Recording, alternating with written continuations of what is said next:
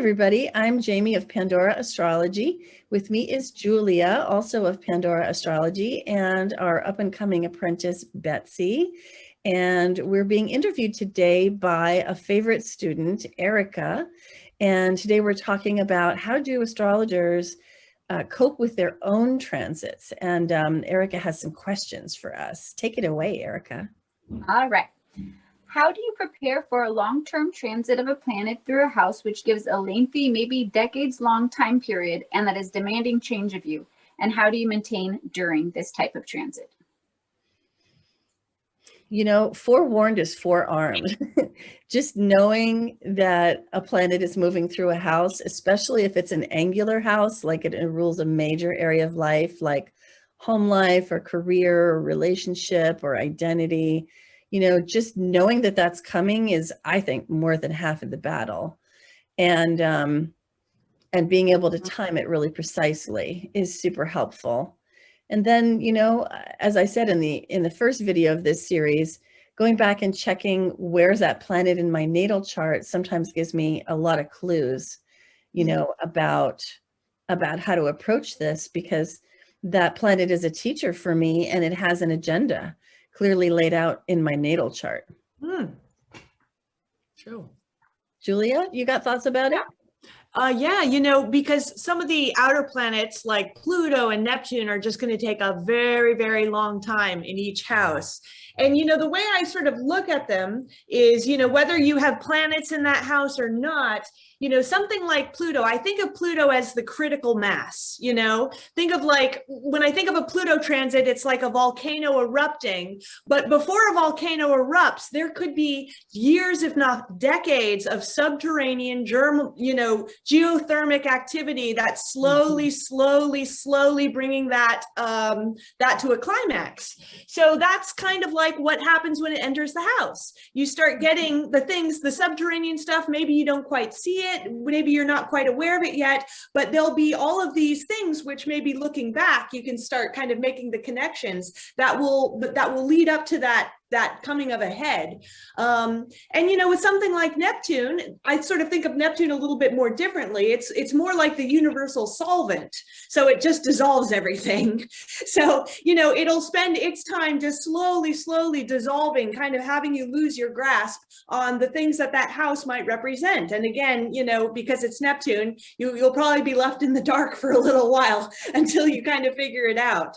But yeah, you know, they're different phases of, you know, transits aren't bookends. They don't start and stop. They're work more like bell curves, where there's going to be, you know, some initial growth, then it'll become exponential, and then you'll hit the apex.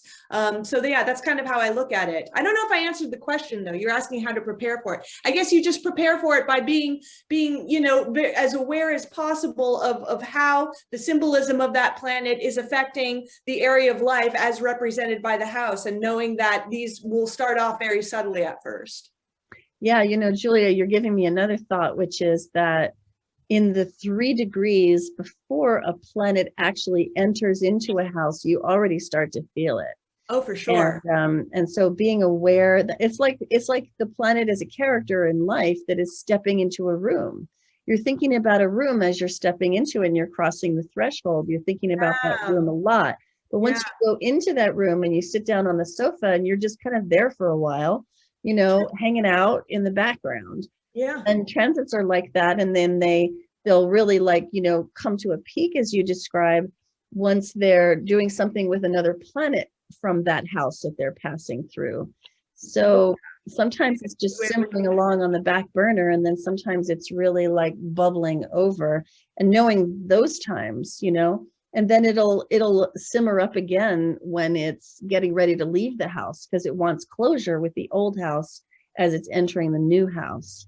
Yeah. So just understanding that rhythm is also super helpful. Yeah. Betsy, what do you think? Oh, you're muted. Go ahead, unmute yourself. Of course. I've gone through a lot of big planet transits without knowing I was going through them.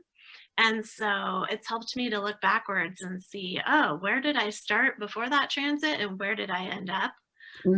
So I think of it kind of that way. There's before and after.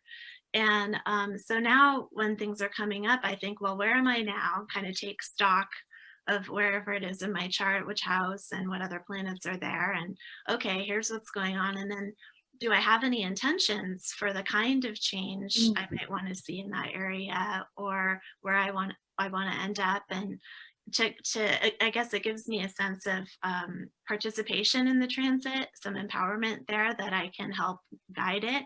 Of course, you know, that may not be what happens at all, especially if it's Uranus, but then I can, you know, when I'm in the thick of it later and I'm like, what's going on? And I look and I'm like, oh, it's that again. I can remember, okay, I knew I was leaving where I was and going somewhere. So am I closer to that destination, or how far have I come? It's kind of linear, but it gives me a way to kind of orient myself with all the changes. Very good. Cool. Any more thoughts, or you want the next question? Next question. All right. How do professional astrologers set up buckets to collect all the blessings that a harmonious Jupiter transit will bestow upon them? So, for example, if you have Jupiter transiting your 7th house, what are some ways you would open to relationship good luck? Or Jupiter transiting your midheaven, what are some ways you might open yourself up to career luck or advancement? Or if it were to transit your 2nd house, what are some ways you would open up to financial abundance? Well, everybody loves Jupiter luck, astrologers included.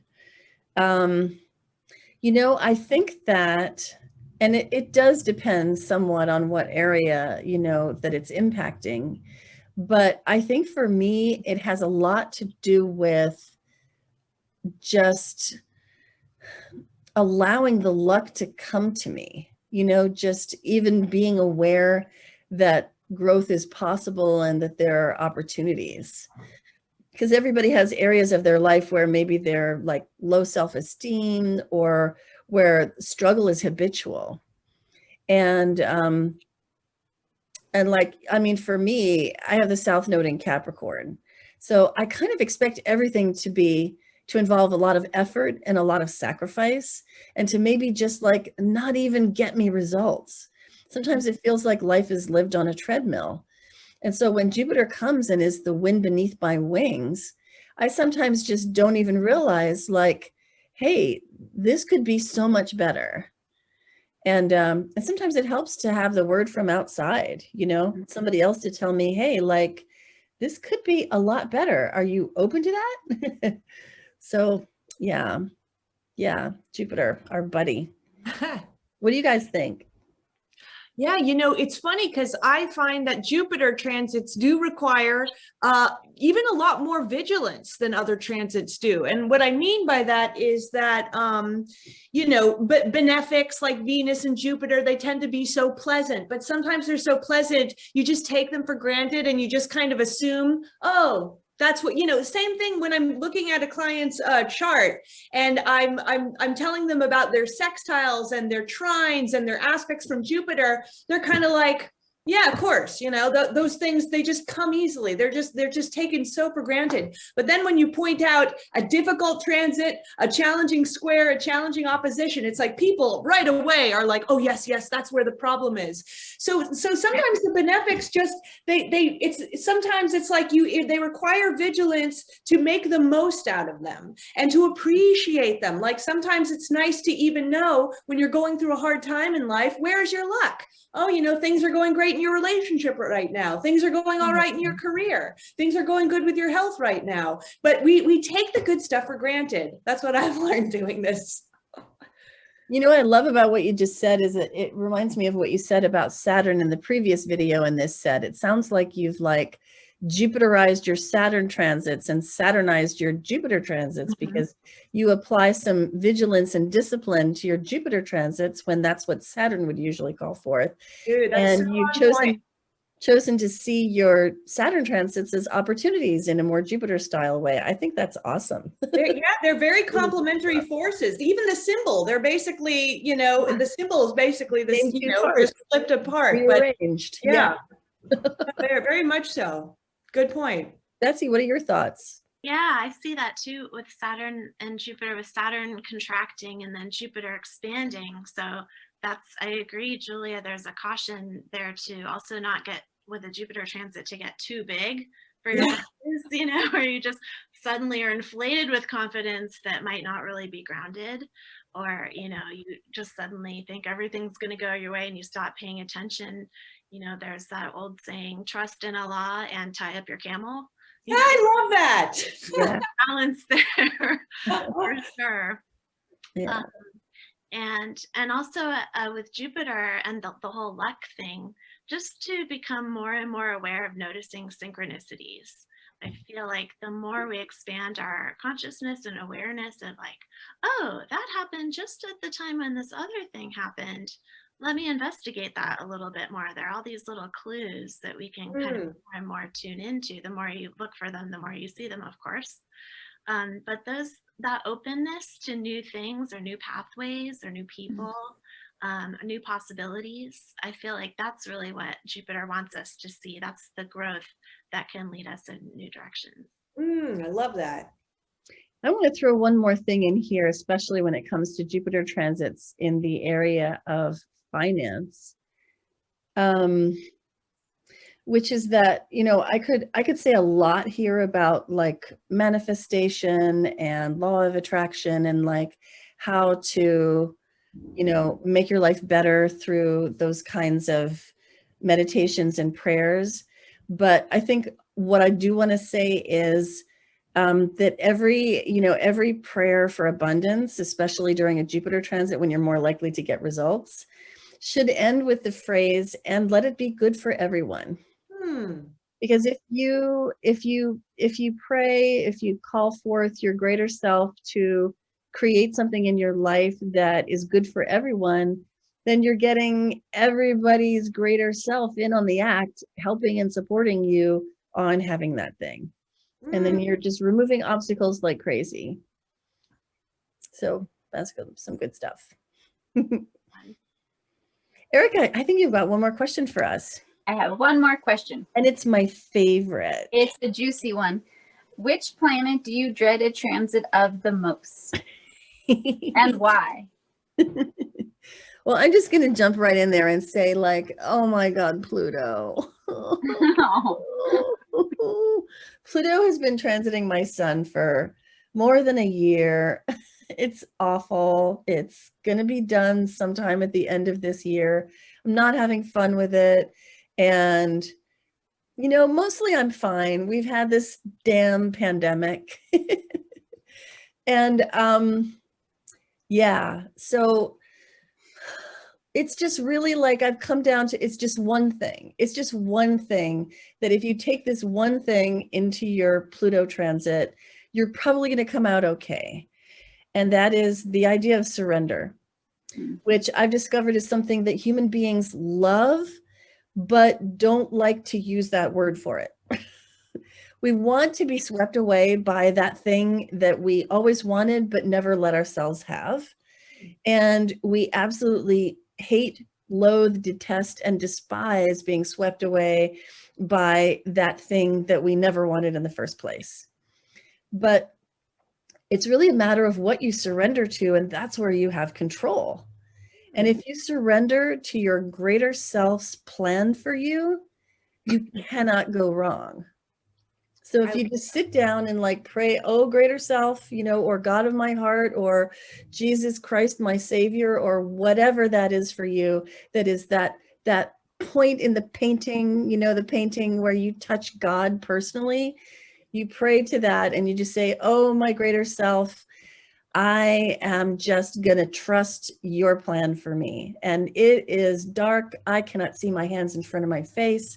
I am in such a mystery right now. I know I'm changing. I'm in a total and complete meltdown. I have no idea what I'm going to turn into, but I'm trusting you. And I'm going to surrender to your plan, and you're in charge. Boy, does your greater self love hearing that. I've been saying it a lot lately. How about you guys? What do you think? Wow, that was great. I love that. I love that part where you said you have control over how much you submit or how much you you sort of, I don't remember your exact words, but what you surrender to. What you surrender to. That's what it was. Yeah, you yeah. No, I love that. To your nasty, mean boss. Yeah, you're I being say that I'm a boss around here, but you know, you don't have to surrender to like the police. You surrender to your greater self. You know, yeah, get behind that. That's very cool, Jamie. So what's your bugaboo, Julia? Well, I always hate on Neptune. Not my favorite planet. I feel like it's just the weirdest planet ever. I mean, like the thing about Neptune, I don't know why, but I really think that for some reason its transits kick in strangely early and last strangely long versus all the other ones. And I also, because it doesn't like boundaries, it's not going to follow what all the other, it just dissolves away whatever time frames and boundaries you have. And, you know, Neptune is such a bugger for me because Pluto gives crisis, but at least you know what you're dealing with. It's it's an obvious crisis. And Saturn is the obvious pain in your neck. And Uranus, it'll pull the rug out from under you. But once that happens, again, you realize the rug's been pulled out. Neptune, you have no idea what's going on. And so you can really make some really bad decisions that affect you for a very long time. Not because it's necessarily the hardest to deal with in the moment, but that it's like if you do sort of major things at the time, you can set yourself on a really gnarly course. That's my thing with Neptune. Yeah, it's like suddenly you have a blindfold on. You can't see through the fog. Yeah, totally.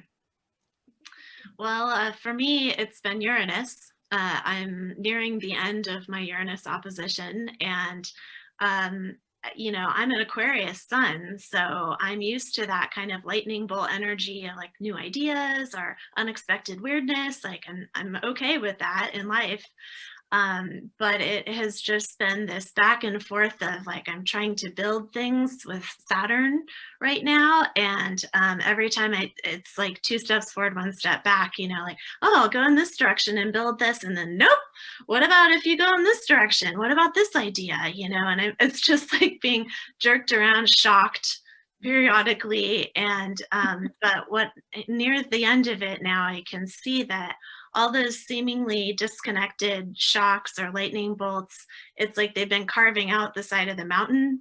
You know, they are actually kind of linked and telling a story and resulting in a direction that, you know, I kind of had to explore all those other ideas to know that they weren't right, or, you know, the timing or whatever. And it is going to deposit me in a direction, I believe. So fingers crossed. For that. We're rooting for you, Betsy. Thanks. Yeah, absolutely. You know, I'm going to do something crazy here. Erika, I'm going to turn that question back on you as a student of astrology. You've been studying for quite some time, and I can tell that it's helped you to cope with your life. I would love to hear, like, what's your, you know, what's the planet you love to hate on and why?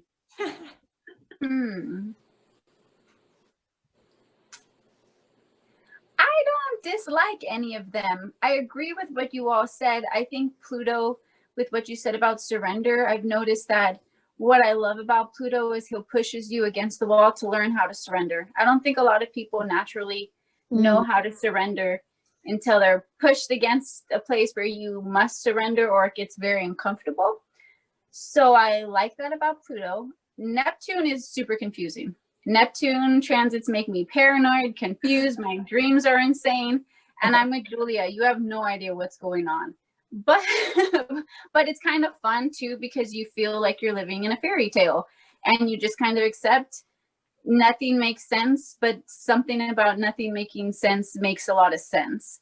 So I get confused with Neptune, but I also just go for the ride because sometimes it's a little more entertaining than just regular Earth. So Neptune's cool. Uranus, I actually like. He's transiting my midheaven right now. Oh, that's nice. I kind of like that. Yeah, almost exact. And I'm stoked. I'm so happy and prepared, and not prepared, but I'm just really looking for, I know that they're all here to help us. I don't feel like any of them are trying to hurt me or hurt us. And so I really look forward to see what he lightning bolts out of my life and what he electrifies in my life. So I'm down for all the planets, but I would say if I had to choose one, Neptune. I'm with you. I'm with you, Julia. Neptune's really confusing. You don't know. And your dreams are so weird during Neptune transits. Oh my God, Neptune squaring my moon right now, and crazy dreams, crazy, just weird. Yeah, I had that one and it was tough. Yeah. Yep. So that's what I think. Your sensitivity. Mm-hmm. Well, thanks for watching. I hope you enjoyed this video that we made for you. And you can find this and more things like it on our YouTube channel, Pandora Astrology, where you'll find the news of the month organized together into playlists and also your horoscope. And our website has your monthly forecast, your horoscope, and opportunities to get readings and even take classes. And until next time, we'll see you around the cosmos. Bye.